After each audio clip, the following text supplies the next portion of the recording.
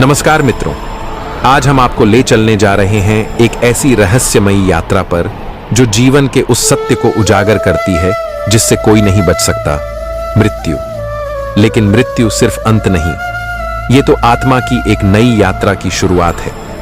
गरुड़ पुराण, हिंदू धर्म का एक पवित्र ग्रंथ, न केवल मृत्यु के बाद की रहस्यमयी दुनिया का वर्णन करता है, बल्कि यह भी बताता है कि कैसे आत्मा अपने कर्मों के आधार पर यमलोक की यात्रा करती है।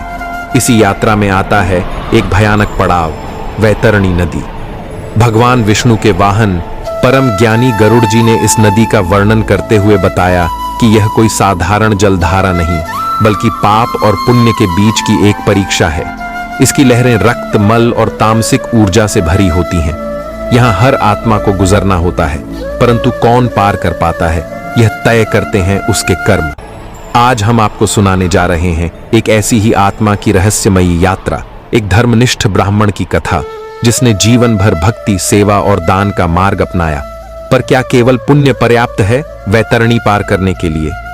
क्या नरक का भयावह दृश्य केवल पापियों को ही दिखाई देता है? आइए गरुड़ पुराण के आधार पर जानते हैं मृत्यु के बाद की वह अद्भुत, अलौकिक और चेतना से परे यात्रा जो हर जीव को करनी होती है। महाराष्ट्र के एक शांत और आध्यात्मिक गांव बेलापुर में एक वृद्ध ब्राह्मण रहते थे। नाम था देवदत्त। वे जन्म से ही धर्मपरायण, विनम्र और सत्य के मार्ग पर चलने वाले थे। वेदों का अध्ययन, यज्ञों की विद्या, शास्त्रों का गहन ज्ञान और सबसे बढ़कर भगवान विष्णु की अखंड भक्ति। उनका जीवन इस संसार के लिए एक जीवित पाठशाला था, जहां से गांव वाले धर्म, सहानुभूति और करुणा सीखते थे। देवदत्त का अंतिम जीवन काल पूरी तरह भक्ति में लीन था। वे रोज तुलसी के सामने दीप प्रज्वलित करते, विष्णु सहस्र नाम का पाठ करते और श्री राम कथा श्रवण को ही अपना अंतिम उद्देश्य मानते थे। एक सुबह जैसे ही सूरज की पहली किरण तुलसी दल पर पड़ी, देवदत्त ने ओम वैम नमो भगवते वासुदेवाय का जाप करते हुए दीप प्रज्वलित किया।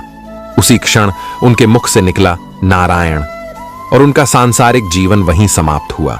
उनकी आत्मा शरीर से मुक्त हुई और एक अद्भुत प्रकाश में विलीन हो गई।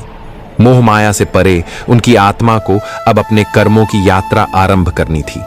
दो दैवीय तेज से युक्त यमदूत उनके सम्मुख प्रकट हुए। न वे भयानक थे, न ही कठोर। उनके चेहरे पर गंभीरता के साथ करुणा भी थी। हे धर्मात्मा, अब आपको यमलोक की यात्रा करनी है। भय त्यागिए, क्योंकि आपके पुण्य आपके मार्गदर्शक होंगे। कुछ ही समय में वे एक अत्यंत भीषण नदी के किनारे पहुंचे। यह थी वैतरणी, काले रक्त, मल और मांस के टुकड़ों से भरी असहनीय दुर्गंध वाली नदी। उसमें असंख्य आत्माएं तड़प रही थीं, चीखती, पछताती, डूबती।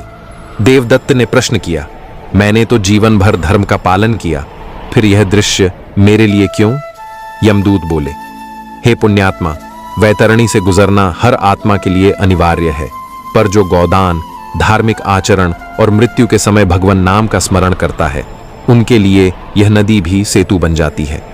तभी उस रक्त सिंचित नदी से एक दिव्य गौ माता प्रकट हुई। उसका शरीर स्वर्णिम आभा से दमक रहा था। वह बोली, हे दानी, आपने मुझे जब गौदान किया था, उस पुण्य के फल स्वरूप मैं आज आपकी रक्षक बनकर आई हूं।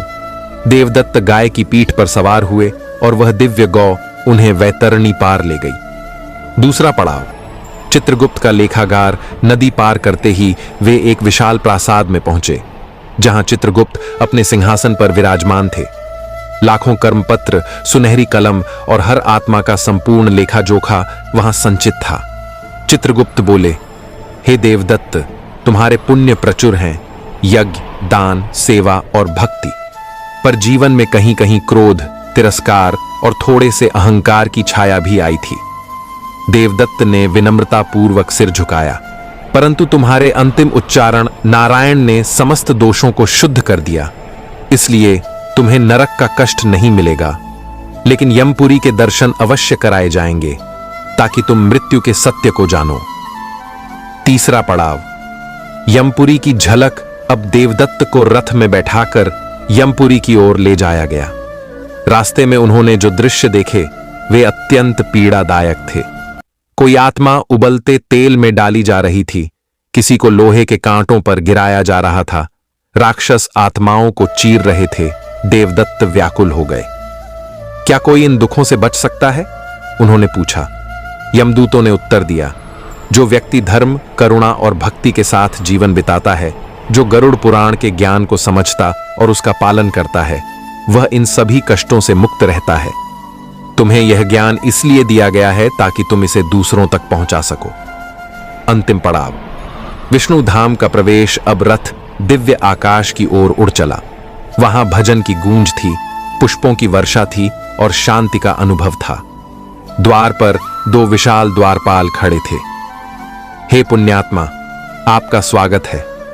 अब आप भगवान विष्णु के परम धाम में प्रवेश कर सकते हैं। देवदत्त ने हाथ जोड़कर प्रार्थना की। मैं चाहता हूं कि मेरे वंशज और समस्त जीव यह जाने कि धर्म और भक्ति ही इस यात्रा को सुंदर बना सकते हैं। मैं चाहता हूं कि मेरे वंशज और समस्त जीव यह जाने कि धर्म और भक्ति ही इस यात्रा को सुंदर बना सकते हैं।